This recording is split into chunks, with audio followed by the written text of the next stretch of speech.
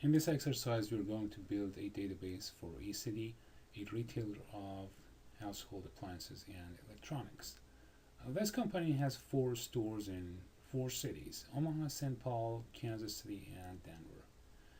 And they have a web storefront, and they send emails, advertise their products through banners on other websites, and allow customers to follow links to their online storefront. Or they can walk into a store and pick what they found or ordered online. They have 6 departments for groups of products: appliances including freezer, range, microwave, food processor, a computer department for all desktop, laptop, and tablets, phone for all systems, Android, iPhone, Windows, camera, toys, and TVs from a variety of brands and types. eCity tracks all contact information of customers they receive and the history of purchases customers made. Merchandise order and information about suppliers are in archive. Our goal is to design a database for eCity that stores and manages this entire data set under a central system, maintaining the integrity of the data, have minimal redundancy, and capable of returning the data when we need it. This database includes all records of customers, employees, orders for all merchandise items, sales transactions, all suppliers' contacts and orders, and items sold. You need to design a database for this store. In this initial design, we keep it simple. Do not include inventory and warehousing data, but then we can add this data and plan for the next step of database design later. We need to identify objects first. Which objects we're collecting data about? We generalize these objects as classes of data or entities of the database. So we'll look for names, the names that generalize a group of entities: customers, employees, orders. We have lots of orders in a store. Sales transactions. Each sales transaction has individual characteristics, so that can be an entity, a class of data about it. Suppliers and items.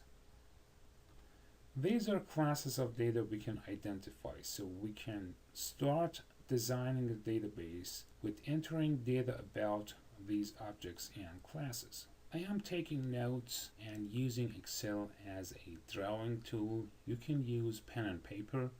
Start with designing objects and recording data about each object. Here are the objects I have identified so far. We may add to the number of objects and classes as we go ahead through the design. Customer, sale, employee, department, channel of sale or store, item sold, merchandise orders sent to suppliers, and supplier. I will identify each one of those classes with a box using the borders to format, for example, here customer class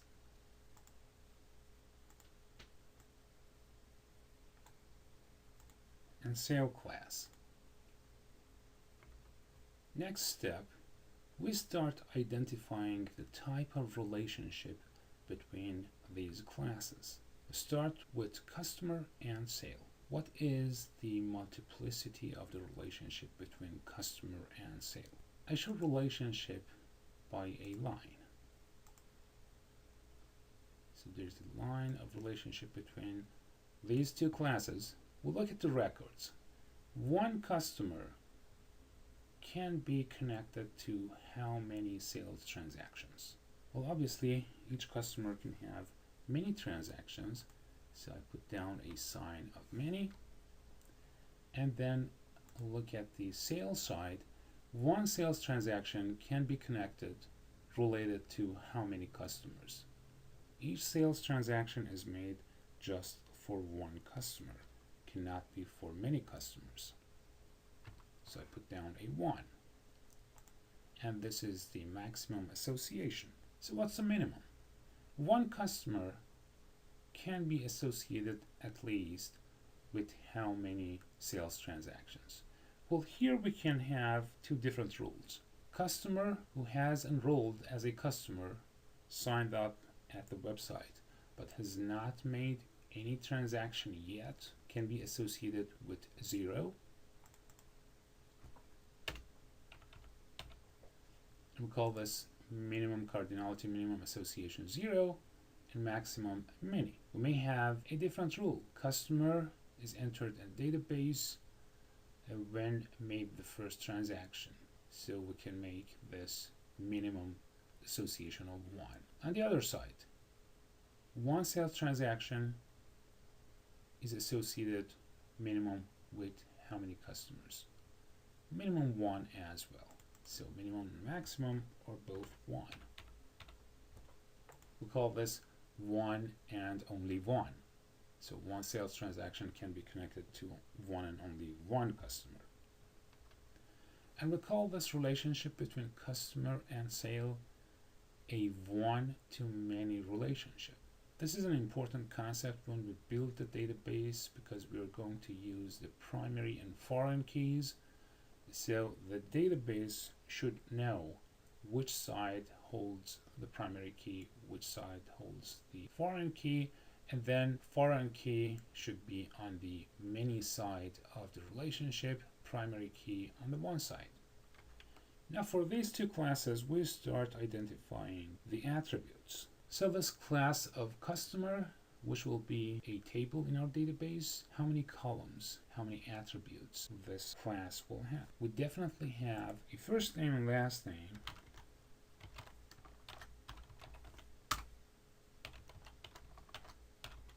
phone, address, email, etc.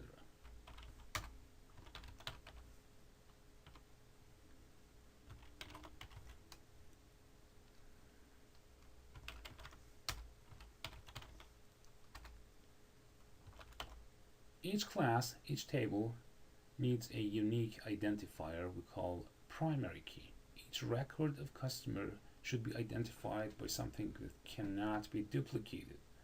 First name and last name could be duplicated. If you use phone, well, that could be exceptional, but then the phone could be disconnected and number given to someone else. So we can create a unique identifier, the primary key, for a store, and this is pretty common, a customer ID, just like student ID, employee ID, a social security number, and these unique numbers that are created for a person, and we can identify each record by that value.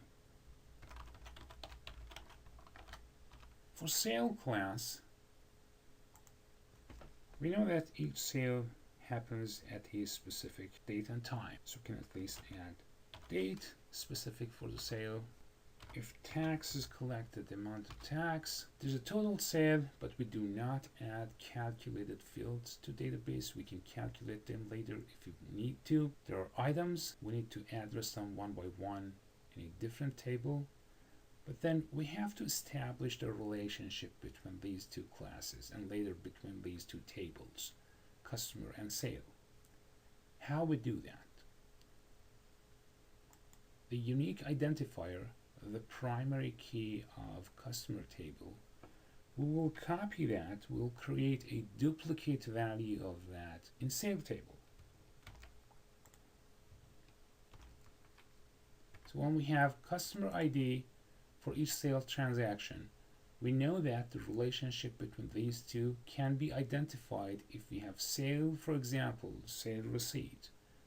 From that customer ID, we can track the information back to the customer table and find the full information about the customer. And the base of the relationship between tables in database is a pair of primary key and foreign key. This is how we include them, and we know that for each primary key there could be multiple copies of that value in multiple records in sale table. But the sale table itself needs a unique identifier, the primary key of the sale table. In one date we can have many sales transactions. Customer can make many different transactions in the same day. Also, one employee can have many sales transactions. So we can create a unique ID, the primary key, as sale ID. And that will be the primary key of the table. And we know that there is a relationship between employee and sale. So before establishing that relationship, we need to think about the columns of this table, employee, which will be the attributes of this class. Similar to customer, we need to have employee ID. And then all data items we need about a person, first, last name, address, phone, email, and we'll add department and job title.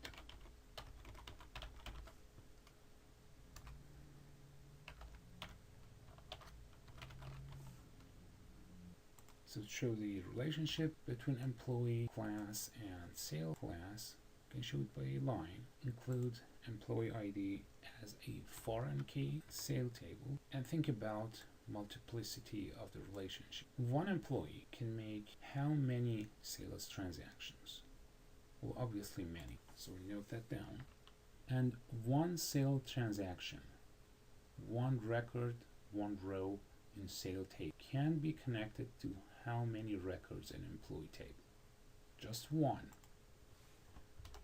One sale transaction is made by one employee. The minimums. One employee can make how many sales transactions? Could be many, could be zero.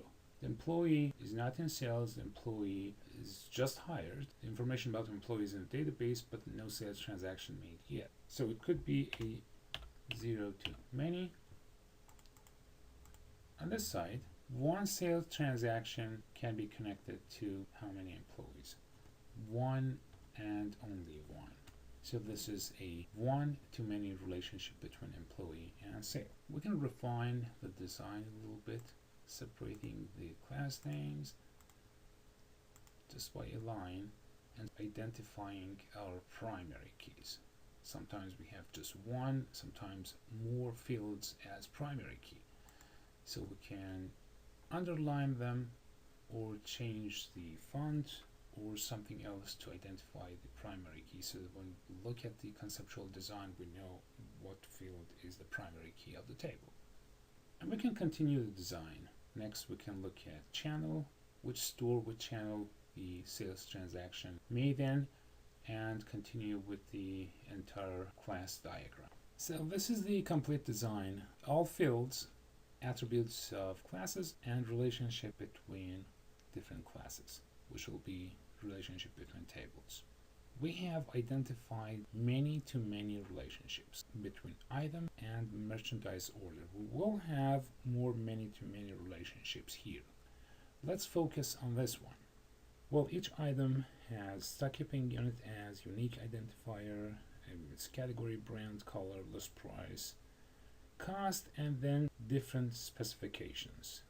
Well, we have to explain this later, but then relationship of item and order. We can have one item on many orders. We can order an item over and over, and then from this side, each merchandise order going to supplier can contain many items. So this is a many-to-many relationship. We need to break it down. A many-to-many relationship is a source of confusion.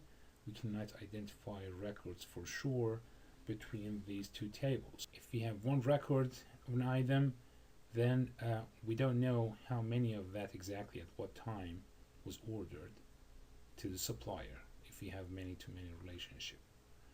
And so to break it down, we need a new table. And that new table will take the primary key of both tables and combine them as a combined primary key, and then adds unique fields of its own. So for example, if we have a new table to break down this many-to-many relationship, we can call that order item.